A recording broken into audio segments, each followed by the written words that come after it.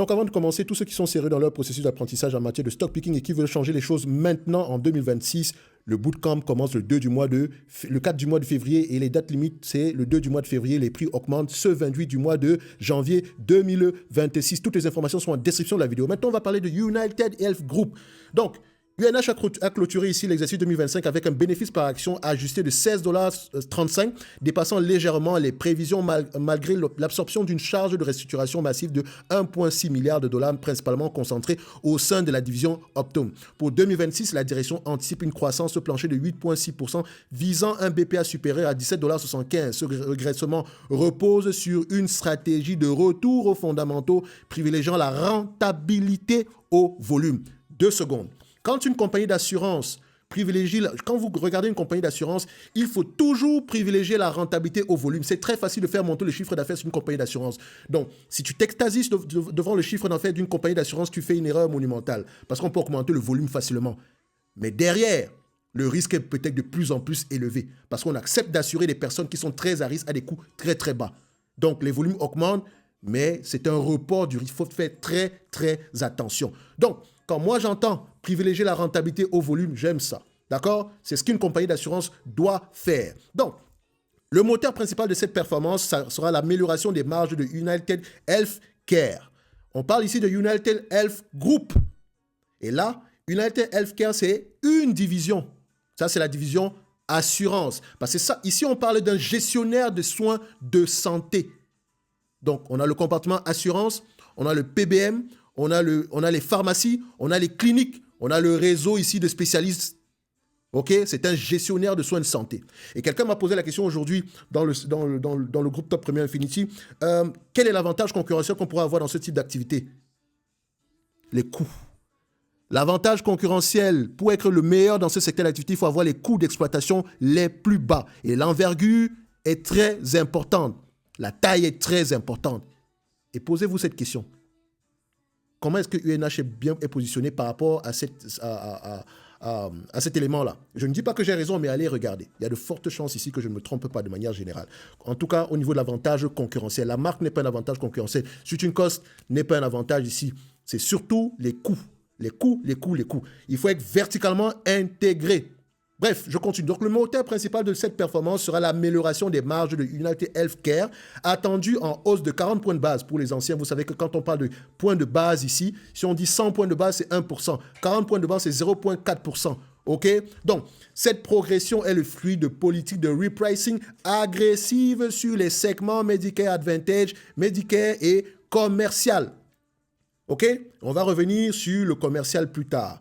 Donc, quand on dit repricing, ça veut dire qu'on va choisir de sortir, soit on augmente, soit on signe si quelqu'un veut être signé dans ces différents segments-là, Medicare ou bien Medicare Advantage ici, le prix doit être correct, doit être adéquat par rapport au risque. Si ce n'est pas adéquat, on refuse d'être assuré. Ou bien on refuse ici de reprendre ta police d'assurance. Enfin, on choisit de ne juste pas renouveler ta police d'assurance. Aussi simple que ça.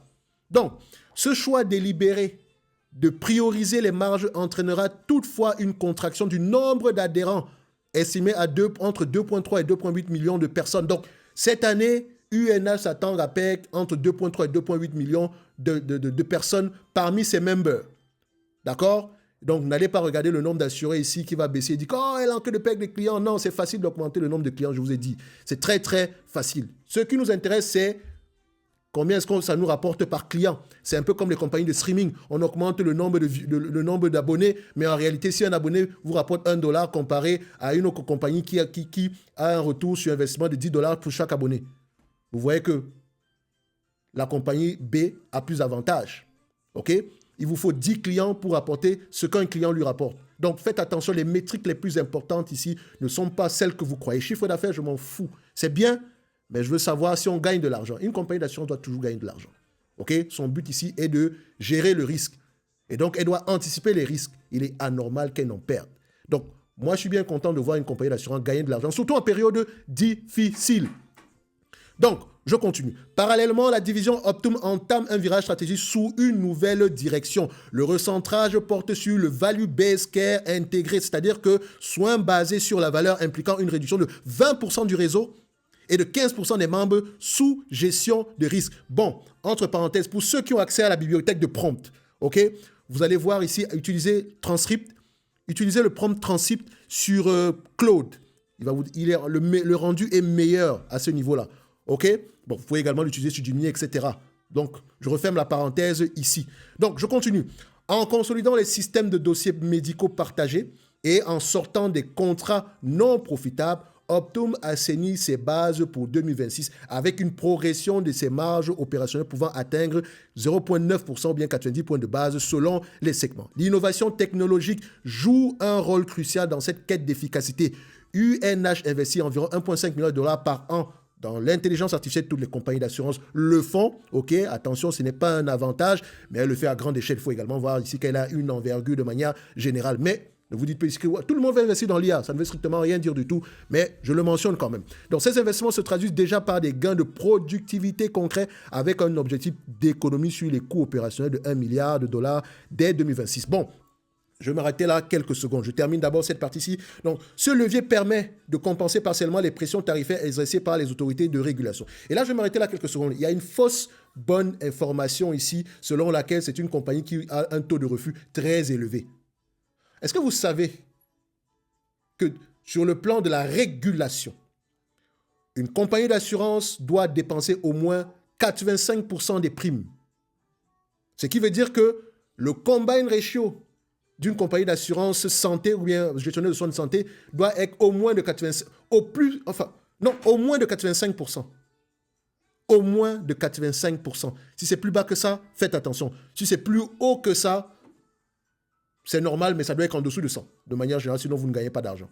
Sur le plan des substitutions, etc. OK? Donc, on va dépenser au moins 85%.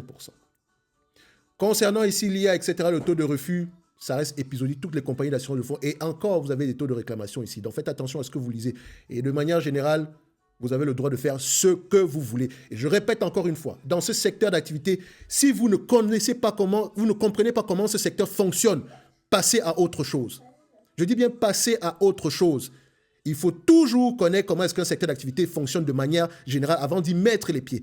Je continue ici. Cependant, des zones de vigilance subsistent comme dans toute chose. La publication de l'Advance Notice de Medicare pour 2027 par les services fédéraux CMS constitue un vent contraire majeur. Vous l'avez vu, la nouvelle est tombée hier.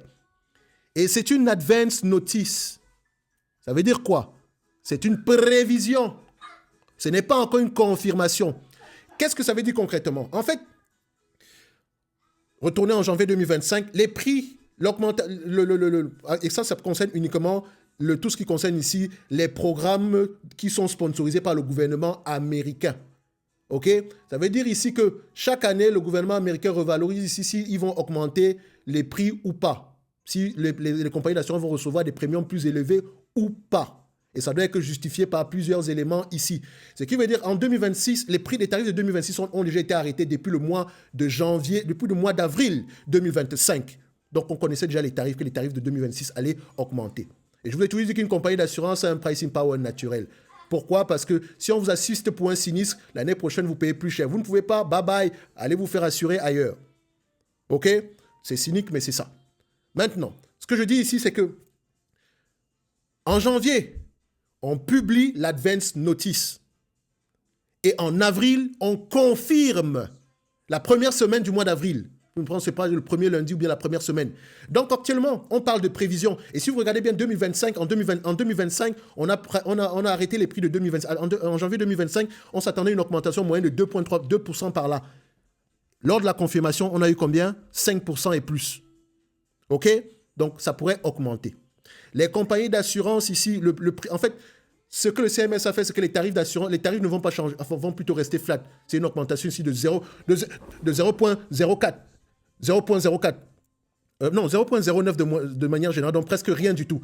Donc, il faut vous dire ici que ce n'est pas une augmentation, c'est plutôt quelque chose de plutôt flat. Ce qui veut dire ici que les compagnies d'assurance ne vont presque pas gagner plus d'argent l'année prochaine. Pourtant, ils vont avoir tendance à assurer plus de risques cette année. Pourquoi? Parce que toutes les personnes qui sont dans le Medicare, etc., qui sont sponsorisées par le gouvernement, sont des personnes dont le risque est plus élevé.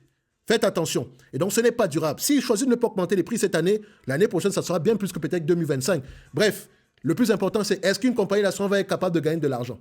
Parce qu'elle a le choix de continuer à assurer ou pas du tout. Et vous voyez ici que UNH vous a dit une chose. Je vais vous retourner plus en arrière ici. On a parlé ici du choix qu'ils feront ici de uniquement prendre les personnes qui sont, qui sont en adéquation ici avec le risque qu'ils choisissent d'assumer. Ce qui veut dire que si le prix ne correspond pas à vos risques, non, allez ailleurs. Peut-être qu'il y a des compagnies d'assurance qui vont accepter cela. Donc, des négociations serrées seront nécessaires pour éviter une réduction des prestations aux seniors, ce qui pourrait déclencher un nouveau cycle de perte d'adhérents en 2027. Quand on dit, ça veut dire ici que si les prix n'augmentent pas, on va encore choisir de perdre certains clients. Parce qu'on choisit de pricer. Si le risque ne nous paraît pas intéressant, on passe ailleurs. Enfin, on passe à autre chose. Dans ce contexte, le groupe affiche une volonté de transparence accrue sur ses métriques de remboursement et de gestion des sinistres pour restaurer la confiance des parties prenantes. Donc, la direction maintient son ambition de croissance historique de 13 à 16% à long terme. Néanmoins, elle reconnaît que la réussite de l'exercice 2026 dépendra exclusivement d'une exécution opérationnelle sans faille pour transformer ces restructurations en résultats tangibles. Et pour ceux qui sont dans le top premium Infinity, la note d'analyse sectorielle, elle est sortie quand? En décembre 2025. J'ai sorti, hier ici, on a parlé des perspectives dans le secteur de la santé. Je n'ai pas mentionné ici les managers de care, etc. Mais je vous ai présenté un tableau. Et je disais ceci, la vidéo est là, c'est celle qui précède celle-ci. Je disais ceci, c'est le seul segment qui est en rouge. C'est le seul segment qui va avoir tendance à souffrir. C'est le seul dans le secteur de la santé. Parce que de manière générale, on est neutre ici. D'accord, ni positif ni négatif, ça va dépendre des comportements. Et ça ne veut pas forcément dire qu'il n'y a pas d'opportunités. Et au contraire, moi j'aime bien quand c'est rouge. Ce qui veut dire qu'il va juste falloir être plus prudent et demander des tarifs, des prix, enfin, être un peu plus sélectif quand on décide d'acheter une compagnie. Et maintenant, quelles sont les compagnies qu'on décide d'acheter? Vous pensez qu'on prend toutes les compagnies d'assurance? Non, enfin, toutes les managers de care, je les appelle compagnies d'assurance par abus. OK? Vous pensez qu'on va choisir de prendre toutes les managers de care? Non, non, non, non, non. Celles qui sont très liées au gouvernement américain vont avoir tendance à souffrir à moyen terme. À long terme, ça va aller parce que la démographie est dans leur sens. OK? Celles qui sont moins dépendantes vont avoir tendance à bien se comporter. Et il y en a une qui est très peu dépendante du gouvernement américain. Et elle souffre autant que les autres. Ce n'est pas UNH, ce n'est pas CVS. Quelle compagnie? OK? De toute façon, j'en ai parlé ici dans le Top Premium Infinity de manière générale. Je pense que j'ai envoyé dans le Discord, j'ai envoyé une note vocale par rapport à ça. Je répondais à un message par rapport à ça. De manière générale ici, si vous ne comprenez pas ceux qui sont dans le Top Premium Infinity, envoyez-moi un message par rapport à ça. Maintenant, pour les autres ici, retenez une chose. Si vous voulez investir dans ce secteur d'activité, je dois comprendre ce que je fais. OK? Je dois comprendre ce que je fais. Si on donne par exemple les notes d'analyse sectorielle, je donne toujours des... Comment on dit ça? On parle des avantages, des éléments positifs, des éléments négatifs, des éléments à surveiller. Parmi les éléments à surveiller, il y avait quoi? Les tarifs de CMS de 2026. Pas pour 2026, mais les annonces de 2026, c'est-à-dire qui couvrent 2027. Comme je l'ai dit, les prix sont annoncés en avance. Ce sont des catalyseurs. C'est un catalyseur positif. Mais on parle encore, pour le moment, ce n'est que le round 1, parce que le round 2, c'est au mois d'avril. On va rentrer en négociation présentement. Donc, faites attention quand vous rentrez dans ce secteur d'activité. Il est très important de connaître quelles sont toutes les parties prenantes. Je dis une chose, à long terme, UNH, ça va très bien aller pour elle. Et je suis sûr que vous m'attendez au niveau de la valorisation. En fait, j'ai parlé de valorisation sur une autre chaîne. Je choisis de ne plus faire d'analyse quantitative sur cette chaîne de manière générale. On a parlé des éléments les plus importants. Pour ceux qui veulent faire du stock picking sérieusement, vous savez que c'est ce qui compte. Pour ceux qui veulent parler de chiffres, tapez Top Invest UNH, vous allez trouver la vidéo en question. Merci, au revoir. Et n'oubliez pas, le bootcamp commence le 4 du mois de février. Le prix augmente le 28 du mois de janvier 2026. C'est uniquement destiné aux personnes qui veulent changer les choses là en février. Donc, on analyse une compagnie dès le début. Maintenant, OK? Faire du stock picking, ce n'est pas dur. Le plus difficile, c'est de poser les bonnes questions, c'est de savoir poser les bonnes questions, mais également d'être patient. D'accord? Très important. Bref, si ça vous intéresse, allez-y voir. Pour le reste ici, vous pouvez adhérer au Top Premium. Enfin, vous pouvez réserver un appel et on va parler du Top Premium. Toutes les informations sont en description de la vidéo. De manière générale, je suis optimiste sur le segment du Manager Care à long terme parce que la démographie va dans notre sens. Tôt ou tard, ça va aller. Je ne m'inquiète pas par rapport à ça. Maintenant, je ne sais pas combien le prix va baisser demain, machin, truc. Mais moins 20 pour tout ce que... Je vais vous dire une chose. Tant que UNH se négocie en dessous des $300 par là, faites ce que vous avez à faire. Merci, au revoir.